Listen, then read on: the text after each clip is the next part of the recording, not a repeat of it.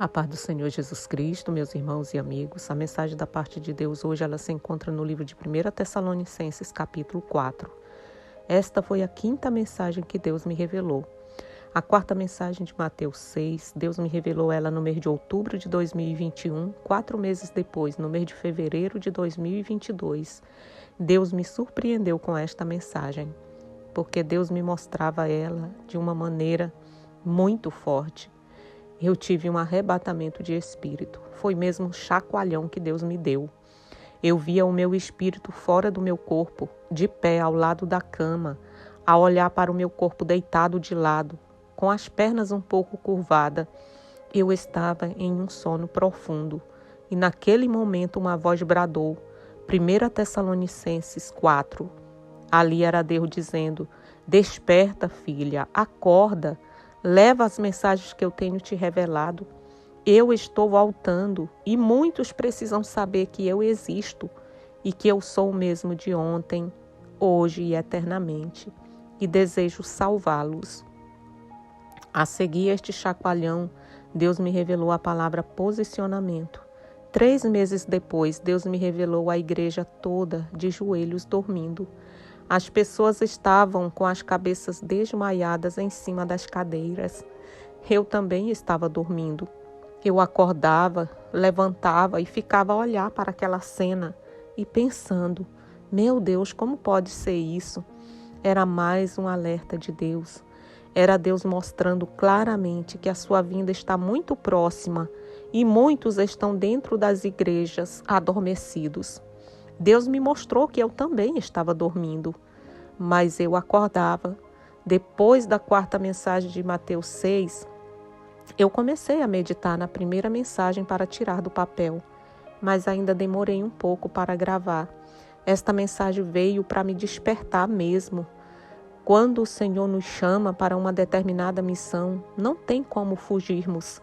A questão realmente não é a igreja estar dormindo, porque nós podemos observar na parábola das 10 virgens, ao chegar o noivo, todas estavam dormindo. O questionamento é: você tem azeite na sua lamparina? O azeite é o Espírito Santo. A vida do cristão sem o azeite, ela se torna escura e incapaz de iluminar o caminho de outros para o céu. Nós podemos observar que todas eram virgens. Todas eram crentes, todas tinham as suas lamparinas, todas tinham o Espírito Santo, mas somente 5 tinham o azeite suficiente para entrarem para as bodas. As outras 5 tinham negligenciado, não tinham comunhão com Deus o suficiente. Deus me fez entender que as insensatas são os cristãos que carregam a Bíblia. Muitos sabem a Bíblia de cor e salteada, mas não obedecem os ensinamentos de Jesus, vivem no raso.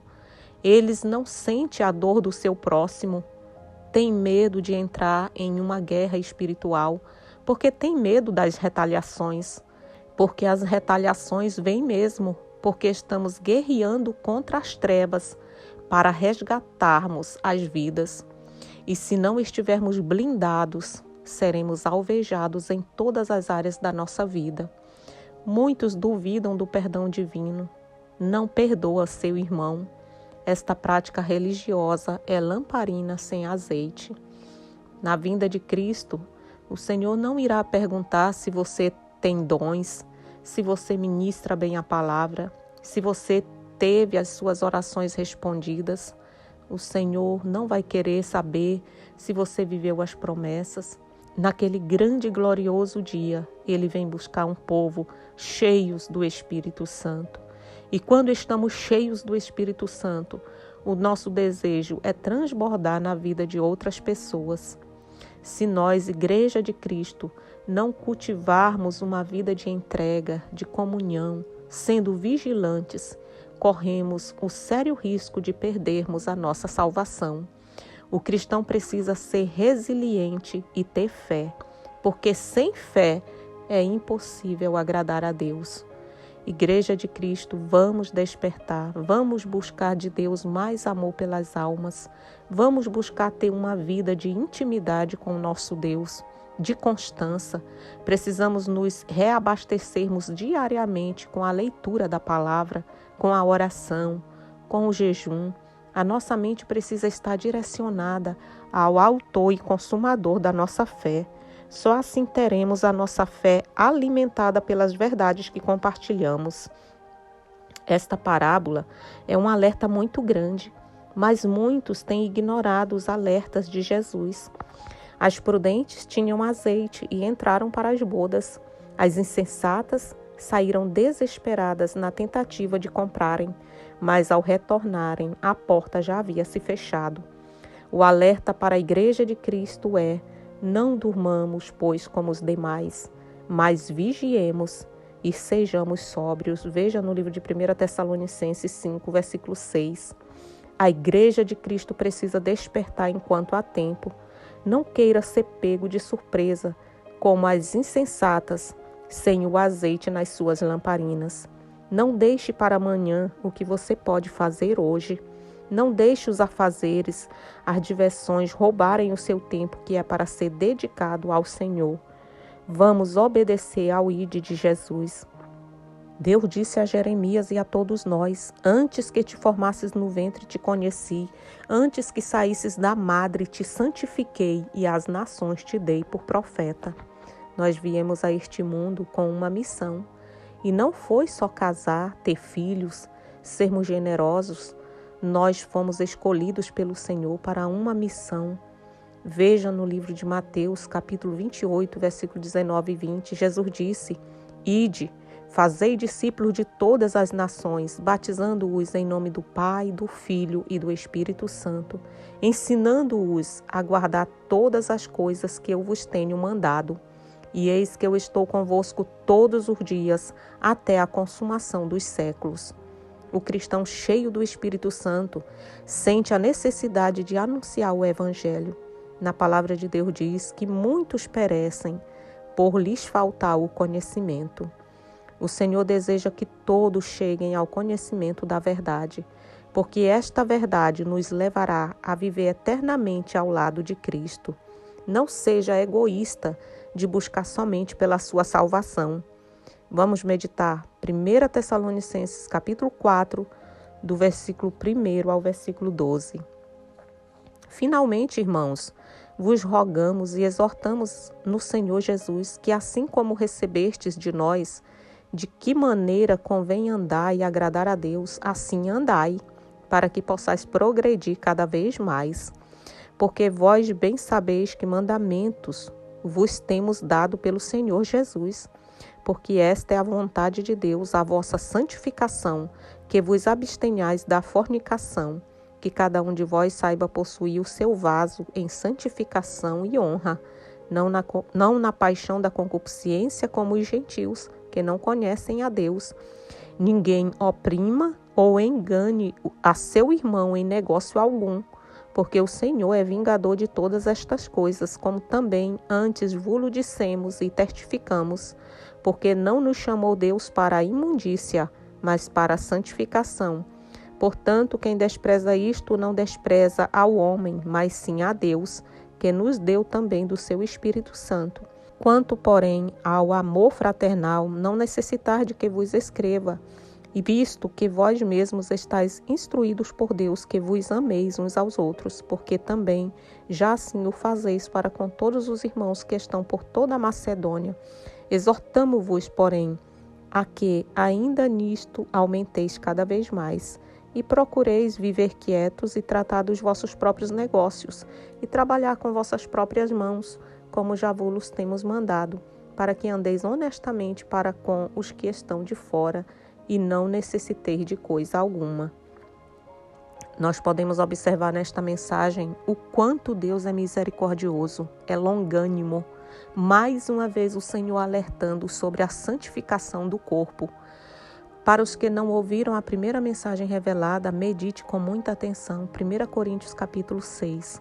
O apóstolo Paulo está chamando mais uma vez a atenção nesta área da sexualidade.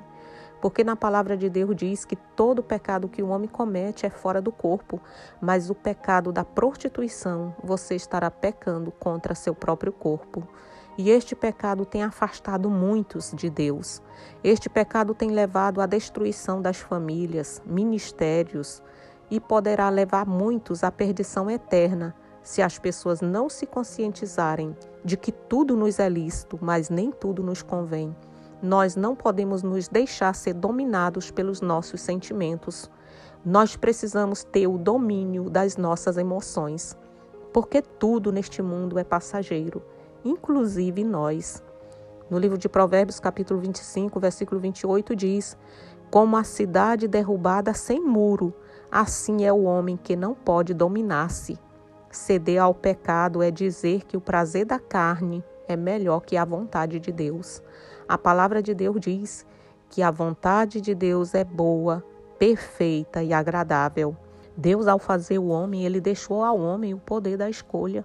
Ele não escondeu do homem a árvore proibida.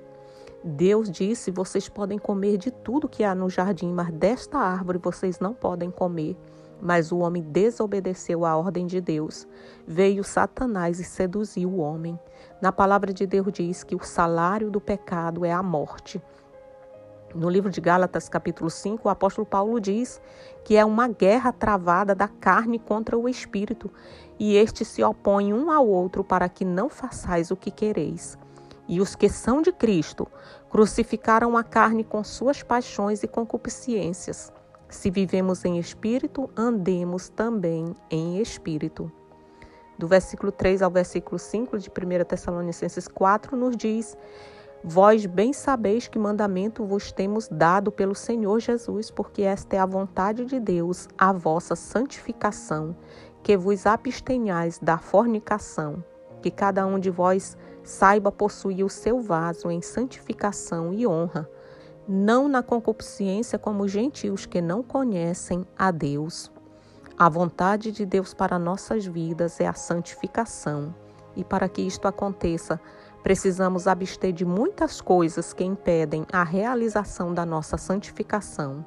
No livro de 2 Coríntios, capítulo 7, versículo 1 diz: ora, amados, pois que temos tais promessas, purifiquemo-nos de toda a imundícia da carne e do espírito, aperfeiçoando a santificação no temor de Deus. A luta contra a impureza do corpo e da mente é contínua para muitos cristãos. Santidade é um processo. Como purificará o mancebo o seu caminho? Somente através da nossa comunhão com Deus, através da sua palavra e da oração. Do versículo 4 ao versículo 6 diz: ninguém oprima ou engane a seu irmão em negócio algum, porque o Senhor é vingador de todas estas coisas, como também antes vos dissemos e testificamos. Porque não nos chamou Deus para a imundícia, mas para a santificação. O apóstolo foi muito duro e direto em dizer que aquele que oprime a seu irmão está vivendo na imundícia. Jesus não nos ensinou a sermos trapaceiros, desonestos. Muitos têm se aproveitado de seus negócios estes que foi o próprio Deus que os abençoou, e estão usando a bênção para tirar proveito, sendo desonestos para com seu próximo. Já ouvi muitos dizerem: o mundo é dos espertos. Pode até ser para aqueles que não conhecem a palavra de Deus, mas nós, os cristãos, não podemos nos igualarmos aos que se acham espertos. O cristão transformado por Cristo, ele é honesto. Ele vai seguir o exemplo de Jesus. Na palavra de Deus diz: vigiai. Não trapaceie seu irmão, não engane, não tire vantagem. Aquele que despreza o que estamos ensinando à luz da palavra de Deus, não está desprezando a nós, mas sim a Deus que nos deu do seu Espírito. No versículo 9 nos adverte mais uma vez sobre o amor. O Senhor quer que nós amemos uns aos outros, porque o amor é a base de tudo. Nós precisamos buscar constantemente o amor ágape, que é o amor de Deus. Este amor que te leva a sentir a dor do seu próximo. Este amor que te leva a orar por aqueles que estão querendo ver a sua queda, para que Deus tenha misericórdia e os liberte. Este amor ama a todos, sem distinção de cor, raça ou posição social. Somente o amor nos torna semelhantes a Deus. Já ouvi muitas pessoas dizerem: é impossível amar. Há tantas pessoas má neste mundo. Mas nós, os cristãos, precisamos fazer a diferença. O cristão que não sente amor pelas almas, ele precisa urgentemente buscar pela sua libertação. Porque o cristão transformado por Cristo, ele vai sentir a dor daqueles que, por falta do conhecimento, o inimigo os iludiu. Eu sou a testemunha viva do poder de Deus na minha vida. Eu cresci indo à igreja com meus pais. Eu estudava a Bíblia na minha adolescência. Eu dizia que eu conhecia a palavra, mas não tinha ela guardada no meu coração. Veja no livro de Salmo 119, versículo 11. A tua palavra tenho eu guardada, tenho eu escondida no meu coração para eu não pecar contra ti. Precisamos guardar a palavra no nosso coração para não pecarmos contra o nosso Deus.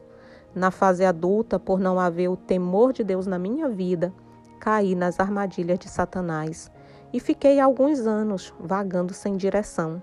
Demorei dar lugar para Deus trabalhar. Demorei reconhecer que precisava de ajuda. Na palavra de Deus diz que foi Ele que nos escolheu desde o ventre da nossa mãe. Na verdade, foi Ele que nos fez.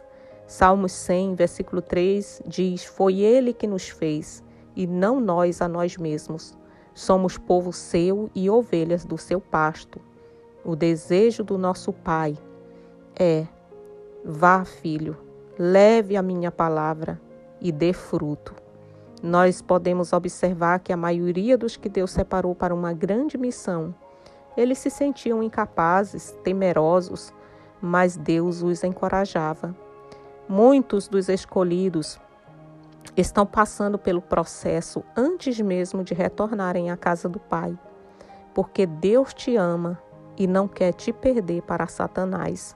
E o desejo do Senhor é te resgatar e te usar para salvar a muitos através do seu testemunho. No livro de 1 Coríntios, capítulo 1, versículo 27, o apóstolo Paulo diz que Deus escolheu as coisas loucas deste mundo para confundir as sábias, e Deus escolheu as coisas fracas deste mundo para confundir as fortes. E Deus escolheu as coisas vis deste mundo, as desprezíveis e as que não são, para aniquilar as que são, para que nenhuma carne se glorie perante Ele. Eu sou grata a Deus por Ele ter me escolhido e ter trabalhado na minha vida de uma maneira sobrenatural. Eu tenho orado ao Senhor, pedindo para que Ele também se revele para o seu povo, que ainda estão adormecidos. Deus quer se revelar a todos, mas para que isto aconteça, você precisa mergulhar na palavra, no jejum, na oração, com o coração quebrantado, como Davi, que clamou no último versículo do Salmo 139, e ele disse: Deus, o Senhor conhece meu coração, conheces os meus pensamentos, vê se há em mim algum caminho mau e guia-me pelo caminho eterno. Quando eu me humilhei diante de Deus, pedindo a Ele um novo coração, pedindo que o Senhor me moldasse o vaso, foi então que Ele começou a se revelar para mim. Todos nós viemos a esta terra com um propósito.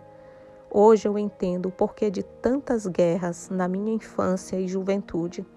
Eu tinha muitas visões, muitos pesadelos, paralisia do sono, sonhava sendo perseguida, sonhava com muitas cobras. Hoje eu entendo que era o inimigo tentando me paralisar e me tirar do foco. Eu era uma criança medrosa, oprimida, só vivia de cara fechada. O inimigo, ele é sagaz, ele vai atacar a mente das crianças. Ele vai fazer de tudo para desviar as crianças do propósito de Deus. Não descuide das suas crianças. Leve as crianças para a igreja, ore com elas, ensine o caminho que devemos andar. Comecei a louvar na igreja na minha adolescência e recordo que eu louvava somente louvores de guerra. Hoje eu entendo o porquê. Ao retornar à casa do Pai em 2011, eu entrei no YouTube e escolhi um louvor para ensaiar e veja qual o louvor. Louve e adore, de Michele Nascimento. O Senhor quer que sejamos fortes e corajosos na batalha contra o mal. No livro de Lucas, capítulo 10, versículo 19, Jesus disse: Eis que eu vos dou poder para pisar de serpentes e escorpiões e toda a força do inimigo, e nada vos fará dano algum. Mas veja o que Jesus também disse: Não vos alegreis porque se vos sujeitam os espíritos, alegrai-vos antes, por estarem os vossos nomes escritos nos céus. No último versículo de 1 Coríntios 13, no capítulo do amor, o apóstolo Paulo diz: Agora, pois, permanece a fé, a esperança e o amor. Estas três armas não podem faltar na vida do cristão: fé, esperança e amor. Satanás vai fazer de tudo para nos roubar a esperança, matar a nossa fé e destruir o nosso amor. Na palavra de Deus nós vemos vários alertas: vigiai. Porque o cristão que vigia a sua casa, ele vai tomar cuidado. Ele vai se certificar que a sua casa está bem fechada para que o ladrão não lhe roube. O cristão vigilante, ele vai fechar não só a porta da sua casa espiritual, mas também todas as brechas, porque o inimigo das nossas almas anda ao nosso derredor, rugindo como leão, buscando a quem possa tragar. E ele só terá poder de nos tocar por permissão de Deus.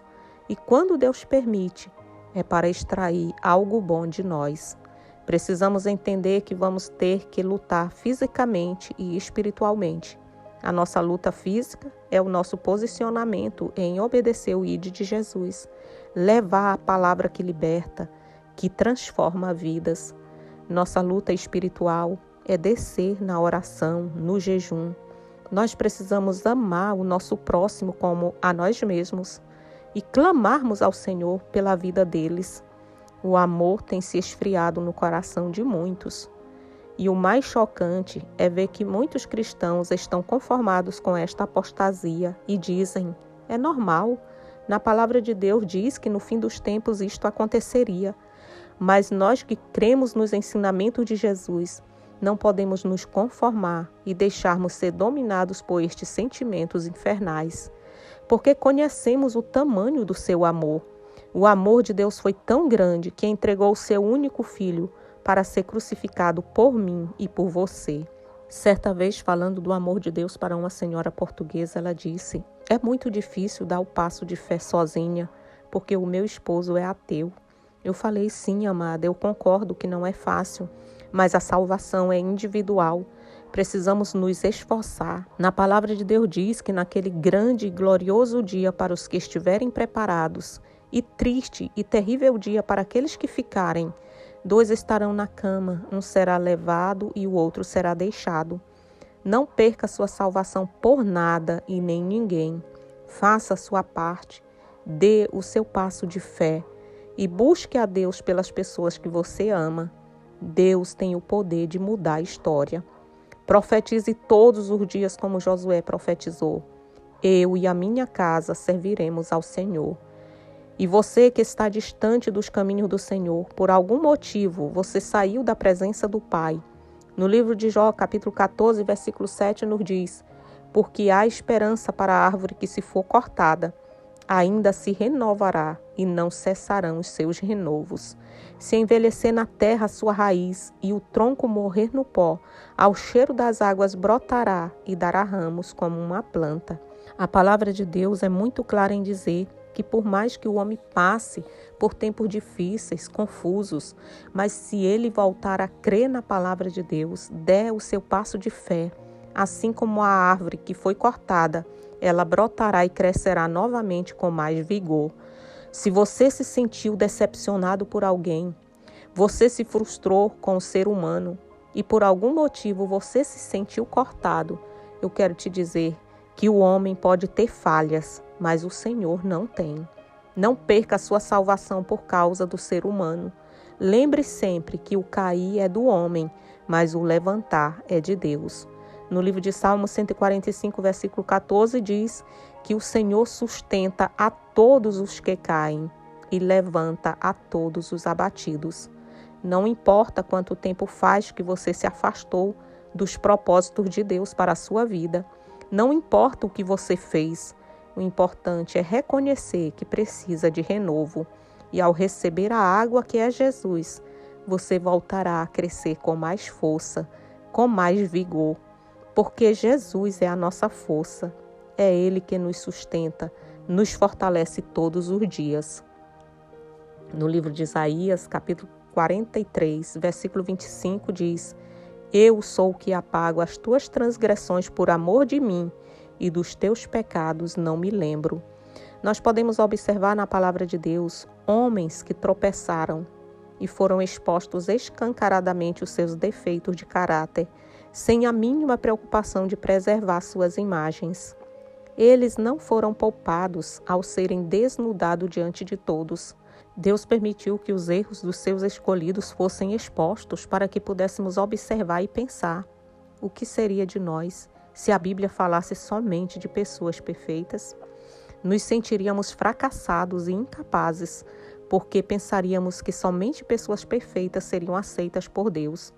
Para Deus não importa quão grave foi o seu pecado. Ele tem o poder de apagar e escrever uma nova história. Raabe é a prova disso. Deus viu a sinceridade do coração dela e mesmo sendo uma prostituta, uma mulher desprezada pela sociedade, ela creu no Deus vivo e verdadeiro. Ela ouviu que Deus era poderoso e que havia aberto o mar vermelho para o povo de Israel passar. Raabe deu crédito na palavra dos espias enviados por Josué e foi salva ela e toda a sua família. Na palavra de Deus fala de muitos homens que deslizaram e Deus os renovou. Jacó, de enganador trapaceiro, teve um encontro com Deus. Ele lutou com um anjo e foi abençoado e teve o seu nome mudado para Israel. Davi, depois de ter cometido um grave pecado, se humilhou diante de Deus e foi chamado homem segundo o coração de Deus. Muitos homens de Deus deslizaram, porque o ser humano é propício à queda se não andar em vigilância. Abraão, depois de mentir que Sara era sua irmã, foi chamado pai da fé. Muitos podem pensar, mas o pecado de Abraão não foi tão grave. Foi apenas uma mentirinha para se proteger. Mas na palavra de Deus diz claramente quem é o pai da mentira.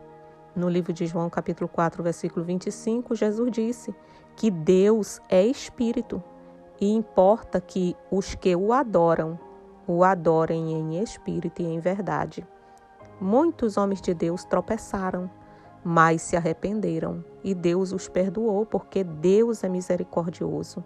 E muitas das vezes, nós, os seres humanos, queremos ser maiores do que Deus. Alguém comete um erro grave, já o rejeitamos, criticamos. Ao invés de ajudarmos a levantar, terminamos de matar. Nosso dever de cristão é aconselhar, orar, para que Deus tenha misericórdia. No início da minha trajetória em missão, Deus me repreendia de uma forma muito clara. Quando eu fui à Espanha, em 2023, Deus me mostrou eu lavando a minha língua. A partir dali, eu passei a lavar mais a minha língua e a orar, pedindo para que o Senhor Jesus a lavasse com o seu sangue. Naquele mesmo dia, o Espírito Santo tocou para falar no culto. Eu não queria falar, porque eu estava com vergonha, mas o Espírito Santo me impulsionou a falar. O Senhor disse: filha, é para testemunho. E agora o Espírito Santo me tocou novamente, dizendo: filha, muitos precisam orar pelas suas línguas. Nós precisamos vigiar no falar. O apóstolo Tiago sabiamente compara a língua humana a uma pequena chama capaz de provocar um grande incêndio. A nossa língua pode ser uma maldição, mas também pode ser uma bênção para levar as boas novas de salvação. Muitos têm usado ela para alcançar seus objetivos. Cabe a nós decidir a quem ela prestará serviço, Deus ou Satanás. Medite com atenção no capítulo 3 de Tiago. No livro de Provérbios, capítulo 18, versículo 21, diz que a morte e a vida estão no poder da língua, e aquele que a ama comerá do seu fruto. A colheita é inevitável. Vamos usar nossas línguas para profetizar bênçãos, para abençoar o nosso próximo. Na palavra de Deus fala de muitos que erraram, cometeram pecados e foram perdoados. E nós podemos observar que a maioria dos homens que tropeçaram não foi no início da caminhada, foi quando chegaram no topo. Davi, no secreto, cuidando das ovelhas do seu pai, ele venceu o urso e o leão, até mesmo o gigante. Mas ao se deparar no palácio, ele se achou o grande e fazia tudo sem consultar a Deus. O escolhido de Deus, se não vigiar, está propício a 3 tipos de queda: a prostituição, a ganância pelo dinheiro e o orgulho da fama. Vamos orar para que Deus tenha misericórdia dos seus escolhidos. Nós podemos observar que Deus perdoou o pecado dos seus filhos, porque Deus não resiste a um coração quebrantado e contrito, mas todos tiveram as consequências dos seus atos. Mas Deus, que é tão bom, porque além de perdoar, ainda dará forças para o homem suportar a colheita, porque é mesmo assim a lei da semeadura. Muitos vão olhar para o seu passado manchado e vão dizer: quem é ele, quem é ela para estar me ensinando? Mas se você se humilhou diante de Deus, pedindo a Ele um novo coração, se Deus mudou o seu caráter, é visível a sua transformação, nada mais importa. Dê testemunho do poder de Deus. Diga a todos que para Deus nada é impossível. Muitos se envergonham de dar o seu testemunho. Não devemos nos envergonhar, porque somos as testemunhas de Cristo nesta terra, para dizer ao mundo o que Deus é capaz de fazer na vida daqueles que se voltam a Ele de todo o seu coração. Nós vamos carregar as marcas dos nossos erros. Eis isso, eis aquilo. Mas se perdoe, porque agimos no tempo da ignorância. O que mais importa realmente é termos os nossos nomes escritos no livro da vida. Quando íamos à escola na nossa infância, usávamos lápis para escrever e por várias vezes teríamos que apagar uma palavra mal escrita e no papel ficavam as marcas dos erros. É mesmo assim nas nossas vidas. Deus perdoa um adultério, mas o seu perdão não inclui eliminar os riscos de uma gravidez indesejada ou de uma doença sexualmente transmitida. São vários tipos de consequências que o pecado traz para o ser humano. Mas se você se arrependeu, se humilhou diante do Rei dos Reis e Senhor dos Senhores, não se culpe mais, porque Deus já te perdoou. Viva em paz. Deus vai provar o nosso amor. No início da minha caminhada, Deus me mostrava pessoas dentro das igrejas cometendo erros, principalmente aqueles que ensinavam a verdade da palavra. E eu ficava revoltada. E Deus tem me mostrado muitos irmãos com a mesma mentalidade que eu tinha. E esta mentalidade nos impede de viver o melhor de Deus para nossas vidas. Nos impede de crescer espiritualmente. Deus me chamou a atenção e disse: filha, não se escandalize. Só ore por eles, porque naquele grande dia prestarei contas com cada um, se eles não se arrependerem. O nosso dever de cristão é orar pedindo ao Senhor que os liberte, que os transforme. Se nós focarmos nos nossos irmãos desobedientes, iremos estar nos prejudicando. Vamos amar os nossos irmãos e tentar ajudá-los. Vamos cuidar da nossa vida com Cristo. Vamos amar ao Senhor de todo o nosso coração, com toda a nossa alma, e tendo a certeza de que naquele grande dia ouviremos do Senhor: vinde, bendito de meu Pai, e possuí por herança o reino que vos está preparado desde a fundação do mundo. Nosso dever de cristão é ensinar o caminho que leva ao céu, é falar o que Deus tem nos ordenado e orarmos para que Deus abra o entendimento do seu povo, para que Deus abra a visão espiritual e eles possam enxergar que não estão enganando o homem, mas sim a Deus. E orarmos para que Deus abra o entendimento do seu povo, para que Deus abra a visão espiritual e eles possam enxergar que não estão enganando o homem, mas sim a Deus. Em 2024, Deus me revelou algo muito forte. Eu me via ajoelhada diante do reverendo Hernandes Dias Lopes. Ele olhava para mim com um olhar de amor, pegava na minha mão direita e dizia: levanta, filha. Na minha mão esquerda tinha uma fita métrica de aço pequena Eu dizia: pastor, você é muito grande, vamos lhe medir? Ele sorriu e disse: venha, e me levou para uma sala de escritório, porque estávamos ao ar livre. E ele disse: vamos te medir primeiro? A seguir, Deus usou o pastor Douglas na palavra e disse que Deus estava medindo o tamanho do nosso amor. Deus irá mostrar os defeitos dos nossos irmãos para que possamos ajudá-los no jejum, na oração. O Senhor quer que sejamos misericordiosos, compassivos. No livro de Mateus 7, Jesus diz: com o juízo com que julgardes, sereis julgados, e com a medida com que tiverdes medido, vos hão de medir a vós. Muitas das vezes, só vemos os defeitos dos nossos irmãos e os nossos defeitos estão expostos e não enxergamos. Realmente, na época, eu precisava desta correção. Deus foi muito direto em chamar a minha atenção nos detalhes e tem exigido que eu fale. Tudo isso porque Ele nos ama. Ele ama a mim e a você também. O pai que ama o seu filho, ele vai corrigir. Jesus continua e diz: por que reparas tu no argueiro que está no olho do teu irmão e não vês a trave que está no teu olho? Jesus pega duro e chama de hipócritas. Tira primeiro a trave do teu olho, então cuidarás em tirar o argueiro do olho do teu irmão. O Senhor não quer que sejamos juiz, Ele é o justo juiz. Na época que Deus me corrigiu, eu me humilhei diante de Deus e Deus tem me dado maturidade. Eu considerava uma ira santa, porque estava zelando pela obra de Deus. Foi preciso Deus me chamar a atenção e tem exigido que eu fale, porque muitos estão a precisar refletir nas suas atitudes. Muitos têm se escandalizado com as atitudes de certos pastores. O pastor é um ser humano como qualquer outro e ele está na frente da guerra, na frente da batalha, e o inimigo ele vai investir com força para que ele caia, para que haja escândalo.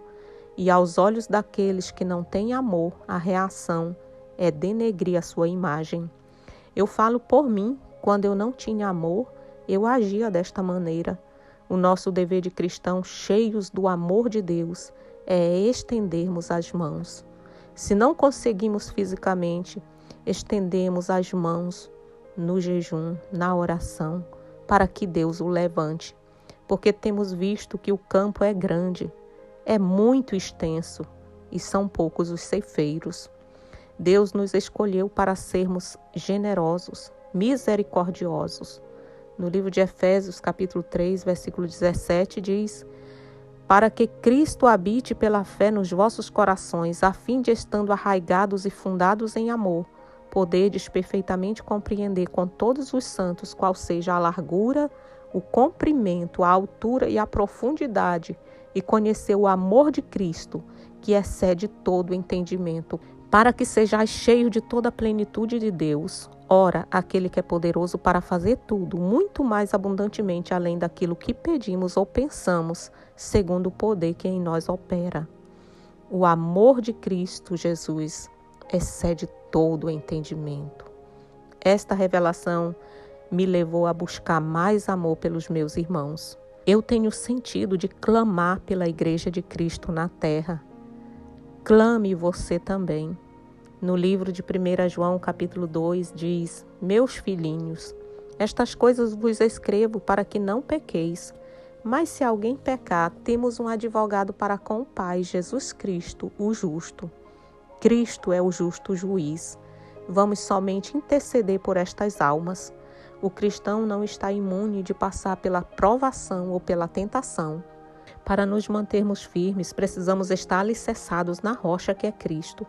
Uma casa, ao ser construída, precisará de colunas para sua sustentação. Uma casa sem colunas, por mais bela que ela seja, com o passar do tempo, ela irá cair, ela irá ruir no dia da provação ou da tentação. Assim também é a nossa casa espiritual. Busque construir a sua casa com as 7 colunas da sabedoria. Esta foi a segunda mensagem que Deus me revelou, Provérbios capítulo 9. Eu ouvi um pastor fazendo esta ilustração e vejam que lição. Ele disse que um certo homem de Deus, no seu trabalho, tinha um colega. Era um amigo de confiança. De repente, aquele colega sai e ele é substituído por uma jovem atraente e sedutora. Ele ficou na dúvida se aquela situação era uma tentação ou uma provação. Na dúvida, a resposta vem de joelhos no chão, buscando de Deus o discernimento, porque a tentação vem da parte do inimigo das nossas almas para nos afastar dos propósitos de Deus para nossas vidas. E também pode ser Deus enviando uma prova. A prova de Deus vem para sermos aprovados. É Deus provando o nosso caráter. Nós vivemos em um mundo corrompido e nós iremos passar por várias situações, não somente na nossa área da sexualidade, mas também na nossa conduta, na maneira como reagimos a uma ofensa ou a uma afronta, no nosso comportamento para com o nosso próximo. Deus trabalhou na minha vida nos detalhes, tudo na prática. Na área da sexualidade, o conselho é: fuja. Não se sinta forte o suficiente para, no terreno do inimigo, resistir à tentação ou à provação. Faça como José, que perdeu a túnica, foi caluniado, foi parar na prisão injustamente, mas foi fiel a Deus. E Deus estava só observando a conduta de José. Ao vir as bandejas, rejeite. Não importa se é provação ou tentação. O que importa é a nossa lealdade diante de Deus. Daniel, por ter sido leal a Deus, foi lançado na cova. Deus até permite sermos lançados na cova, mas Ele nos dá livramento dentro dela, porque Ele é fiel para com aqueles que se voltam para Ele com sinceridade. Nós somos o sal da terra, a luz do mundo. Nós somos a Bíblia que muitos estão lendo. No versículo 11 e 12 de 1 Tessalonicenses 4 diz: e procureis viver quietos e tratar dos vossos próprios negócios e trabalhar com vossas próprias mãos, como já vos temos mandado, para que andeis honestamente para com os que estão de fora e não necessiteis de coisa alguma. O apóstolo Paulo exorta os irmãos de Tessalônica, porque o apóstolo, ao anunciar a vinda de Cristo, os irmãos ficaram apreensivos e pararam de trabalhar. Eles diziam: não vale a pena trabalharmos porque Jesus está voltando. E houve conflito entre os irmãos, porque muitos ficaram dependentes uns dos outros para sobreviverem. E o apóstolo disse: meus irmãos, sejam responsáveis com os vossos deveres, trabalhe, honre seus compromissos, não use de moleta seu irmão. Trabalhe para que andeis honestamente para com os que estão de fora. Era ele dizendo: nós precisamos ser exemplo para os incrédulos. Se seguirmos fielmente ao Senhor, não teremos falta de nada, porque o Senhor suprirá nossas necessidades. Quando seguimos fielmente ao Senhor, Ele não nos desampara. Deus é fiel e sempre será para com aqueles que põem a mão no arado com sinceridade. Na palavra de Deus diz: nunca vi um justo desamparado, nem a sua descendência a mendigar o pão. Mateus capítulo 20, versículo 7, Jesus diz: ide, vós também para a vinha, e recebereis o que for justo. A palavra de Deus fala claramente que o obreiro é digno do seu salário. Os sacerdotes da antiga aliança recebiam para ministrar. Ninguém pode se dispor totalmente, se lançar na missão sem ter como se manter. Precisamos criar fontes de renda, mas é necessário que sejamos justos. Também não é correto um obreiro ganhar 2 salários enquanto outros ganham 20. Deus vê todas as injustiças. Enquanto muitos têm dado o seu melhor para que o reino de Deus cresça, para que vidas sejam libertas, e outros só usufruem, o cristão precisa ser justo, porque naquele grande dia Deus prestará contas. Ser cristão é ser a semelhança de Cristo. Jesus veio a este mundo como homem e nos deixou o exemplo de submissão ao Pai. Nós somos espelho para o mundo. O mundo está de olho em nós. Vamos despertar a Igreja de Cristo, porque muito breve Jesus voltará. Do versículo 13 a seguir, diz: meus irmãos, não sejais ignorantes acerca dos que já dormem, não entristeçais como os demais que não têm esperança. Os que são incrédulos, quando alguém que ele ama parte deste mundo, se desesperam, se revoltam com Deus. Tenho deparado com muitos que dizem, fulano era tão bom, por que Deus permitiu? E começam o discurso, se Deus fosse tão bom, não permitiria tal acontecimento. Outros até mesmo desacreditam da existência de Deus. E eu fico pensando como é triste a falta do conhecimento. Muitos, até mesmo cristãos, ao partir um ente querido, dizem, minha vida acabou. Fui enterrado junto e vivem uma vida de tristeza. Estas atitudes não condizem com um homem e uma mulher de Deus. Um cristão cheio do Espírito Santo, ele se conforma com a vontade de Deus, porque ele crê na palavra, e na palavra diz, não entristeçais como os demais que não têm esperança.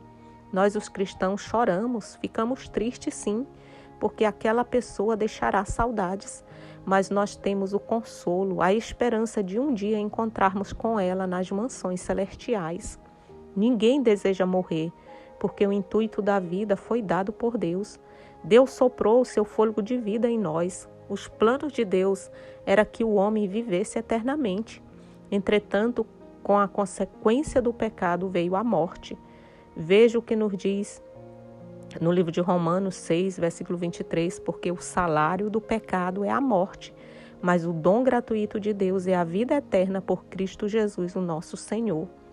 A morte para o cristão não é o fim. Se prepare, não queira partir sem Cristo, porque partir sem Cristo é rejeitar a vida eterna ao lado de Cristo. A palavra de Deus afirma no livro de João 3, versículo 36, diz que aquele que crê no Filho tem a vida eterna, mas aquele que não crê no Filho não verá a vida. Mas a ira de Deus sobre ele permanece. É por isso que nós, os escolhidos por Deus para anunciar o Evangelho, não nos calamos, porque não somos egoístas. Nós sentimos a necessidade de ensinar o caminho que nos levará até Jesus, porque sabemos que ao homem está ordenado morrer uma vez, depois disso segue-se o juízo.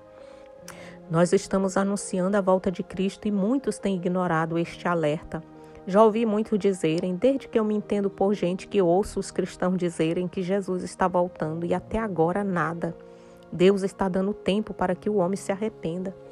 Jesus tem voltado para muitos, muitos têm partido, uns para a vida eterna, outros para a perdição eterna.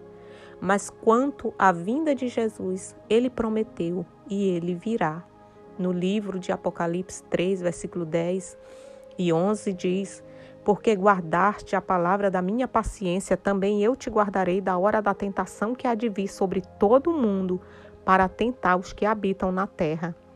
Eis que venho sem demora, guarda o que tens para que ninguém tome a tua coroa. Deus está alertando, dando sinais. Na época de Noé foram muitos anos de aviso. Deus deu a ordem para Noé construir a arca e anunciar o dilúvio. A zombaria era grande, até chegar o terrível dia para aqueles que duvidaram. No versículo 16 fala da segunda vinda de Cristo, porque o mesmo Senhor descerá do céu com alarido, com voz de arcanjo e com a trombeta de Deus. E os que morreram em Cristo ressuscitarão primeiro. Depois nós, os que ficarmos vivos, seremos arrebatados juntamente com Ele nas nuvens, a encontrar o Senhor nos ares. Assim estaremos sempre com o Senhor. Em 2011, eu estava na Espanha. Deus me revelou a sua vinda de uma forma muito nítida. Eu acordei chorando de alegria. Foi algo surreal. Eu entrelaçava o meu braço no braço da minha prima e subíamos nos ares ao encontro de Jesus. É inexplicável este momento. Eu creio que assim como o Senhor trabalhou na minha vida de uma maneira sobrenatural e continua trabalhando, porque só seremos perfeitos na glória, mas devemos ser sempre vigilantes e honrarmos ao Senhor. Eu creio e profetizo todos os dias que eu e a minha casa serviremos ao Senhor com fidelidade, para que naquele grande e glorioso dia estarmos preparados para encontrarmos com o Senhor. Todos os dias eu oro e peço, Pai, onde houver um sangue meu correndo nas veias, vá ao encontro e renove as suas mentes. Ore também pela sua família. O nosso primeiro ministério é a nossa família. Vamos nos posicionar e levar Jesus. Medite na letra do louvor, deixa eu te usar. Enquanto o Senhor nos usa, Ele cuida de tudo que nos faz chorar. Nas minhas orações eu tenho chorado, não só pela minha família, mas por muitas vidas. Não é tempo de o povo de Deus ficar dividido. Nós somos o corpo de Cristo na terra. Vamos nos unir. Nós estamos em uma guerra travada contra as trevas. O povo de Deus precisa se revestir de toda a armadura de Deus e não se acovardar. Estamos vivendo o tempo de trevas espirituais e desapego da fé. Muitos não estão tendo discernimento para compreender a proximidade da volta de Jesus. Milhões estão se espremendo no caminho largo que conduz à perdição eterna. Medite com muita atenção no livro de Mateus, capítulo 24. Vejam os sinais do fim do mundo. E do versículo 29 a seguir nos fala sobre os sinais da segunda vinda de Cristo. Os sinais nós estamos vendo se cumprirem. No versículo 4, Jesus diz: acautelai-vos, que ninguém vos engane, porque muitos virão em meu nome dizendo, eu sou o Cristo, e enganarão a muitos. O povo de Deus precisa buscar o dom do discernimento e mergulhar na palavra, buscando de Deus o entendimento, para que não seja enganado. Jesus disse mais, ouvireis de guerras e rumores de guerras, olhai e não vos assusteis, porque é mista que isto tudo aconteça, mas ainda não é o fim. Se levantará nações contra nações, reinos contra reinos, e haverá fomes, pestes e terremotos em vários lugares. Isto tudo nós temos contemplado. Tudo isto são os princípios das dores. A Bíblia é o livro sagrado que revela o futuro antecipadamente. Qual o primeiro alerta de Jesus? Jesus disse, tome cuidado para que ninguém vos engane. O engano religioso é o primeiro sinal que Jesus disse que aconteceria. Todos os dias surge uma nova igreja, uma nova seita, uma religião, e às vezes sem qualquer preparo intelectual, acadêmico, bíblico, teológico, que é o mais importante. O cristão precisa conhecer a palavra para não ser enganado. Uns falam uma coisa, outros falam outra, e tem causado uma confusão na cabeça daqueles que não têm se aprofundado em conhecer as Escrituras. No livro de Hebreus 4, diz que a palavra é uma arma. Ela é uma espada de 2 gumes e ela trabalha primeiro em quem ministra ela e depois no ouvinte. Ela penetra até a divisão da alma e do espírito, das juntas e medulas, e é apta para discernir os pensamentos e intenções do coração. Vamos buscar mais a Deus, ter intimidade, para que possamos ouvi-lo com clareza, com nitidez, e não sermos enganados. Eu tenho sentido a necessidade de clamar ao Senhor pela Igreja de Cristo na terra. Clame você também, para que o Senhor venha alertá-los. Nós temos visto muitos que deixaram de congregar. São vários os motivos. Muitos dizem terem se decepcionado com alguns irmãos. Eles dizem, eu sou a igreja. Eu fico mesmo em casa orando, meditando na palavra, ouvindo mensagens no YouTube. Realmente nós somos o templo do Espírito Santo. Cristo habita em nós, mas precisamos congregar. A igreja de Cristo precisa se unir. O cristão precisa cercar a mesa do Senhor. A ovelha sem pastor é uma presa fácil para o lobo. O escritor aos Hebreus, capítulo 10, versículo 25, diz, consideramos uns aos outros para nos estimularmos ao amor e às boas obras, não deixando a nossa congregação. Ande direcionado por Deus. Só saia da sua congregação se o Senhor lhe direcionar. Cristo é o cabeça, nós somos o corpo. O corpo precisa andar em comunhão. Uma brasa fora da fogueira corre o risco de se apagar. E como você irá cumprir o ID de Jesus? Todas as vezes que eu vou falar de Jesus, as pessoas me perguntam, onde você congrega? Nós precisamos ter referência. Se você tem dúvidas onde congregar, peça a Deus direção. Se una a um povo salvo, cheios do Espírito Santo. Ainda existem muitos homens e mulheres de Deus nesta terra que têm compromisso com a sua palavra, que andam em vigilância, que amam o seu próximo e anseiam pela salvação das vidas. Ajude seus pastores a anunciarem o Evangelho. No Salmo 122, Davi diz: alegrei-me quando me disseram, vamos à casa do Senhor. Em 2023, quando eu fui ao Brasil, faltando alguns dias para retornar, Deus me mostrou que eu estava preparada para a viagem, mas que eu estava somente com o pé do calçado. E eu procurava no meio de vários pares e não encontrava. Fui na casa da minha mãe, que calça o mesmo número que o meu, e também não encontrava. Ao acordar, peguei a verdadeira profecia e vejam onde saiu. No livro de Isaías 43:8. Trazei o povo cego que tem olhos, os surdos que têm ouvidos. Todas as nações se congreguem e se reúnam. Mais que depressa, eu saí visitando pessoas que eu conhecia que estavam sem congregar. Nós precisamos despertar a igreja enquanto há tempo. O Senhor tem me impulsionado a falar. O Senhor tem dito, filha, diz ao meu povo para se unir. O povo de Deus precisa darem as mãos.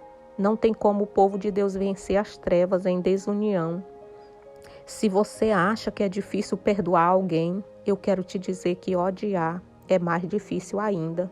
Se você quer atrair coisas má para a sua vida, continue odiando o seu irmão. Pessoas que são amarguradas não têm qualidade de vida, porque o ódio atrai doenças no espírito e também no físico. Uma pessoa amargurada, ela sofre. Vamos deixar Deus trabalhar de dentro para fora. Deixe fluir o amor de Deus, porque somos luz para este mundo de densas trevas. Jesus não vem buscar placas de igreja. Ele vem buscar um povo santo. Santo significa separados do pecado. O primeiro louvor que Deus me revelou foi o 235 da harpa cristã.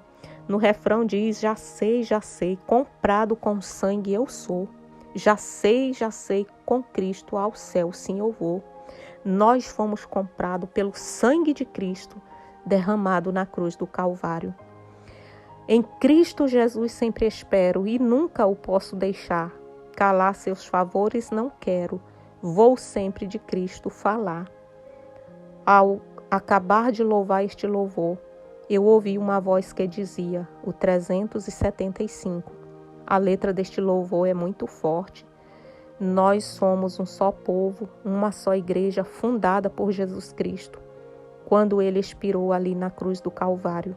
Vamos pedir ao Senhor que Ele nos encha do seu poder, porque somente uma igreja cheia do poder de Deus, purificada pelo seu sangue, poderá resgatar muitas vidas para o reino dos céus. Esta revelação foi muito forte. Ao acordar, parecia que eu estava flutuando de tão leve. O povo de Deus na terra precisa se unir, porque no céu não haverá divisão. Precisamos estar preparados para aquele grande e glorioso dia da volta de Jesus. No livro de Apocalipse, capítulo 22, o último capítulo da Bíblia Sagrada, Jesus disse, eis que venho sem demora, e o meu galardão está comigo para dar a cada um segundo a sua obra. Eu sou o Alfa e o Ômega, o princípio e o fim. Bem-aventurado aqueles que guardam os seus mandamentos, para que tenham direito à árvore da vida e possam entrar na cidade pelas portas. Ficarão de fora os cães, os feiticeiros, os que se prostituem, os homicidas, os idólatras, e qualquer que ama e comete a mentira. Eu sou Jesus, enviei o meu anjo para testificar estas coisas nas igrejas. Eu sou a raiz e a geração de Davi, a resplandecente estrela da manhã. No penúltimo versículo da Bíblia, Jesus diz, certamente cedo venho. E o apóstolo João diz, amém. Ora vem, Senhor Jesus. Vou finalizar esta mensagem com o Salmo 133. Este salmo é um convite para a paz e a harmonia entre os irmãos. O óleo simboliza bênçãos divinas sobre as nossas cabeças. O orvalho simboliza o renovo e o frescor. Reconciliar, perdoar e caminhar em harmonia traz leveza à alma. Deus se faz presente onde há paz e harmonia entre o seu povo. Que a paz do Senhor Jesus Cristo reine nos nossos corações, não só hoje, mas eternamente. Que Deus abençoe a todos.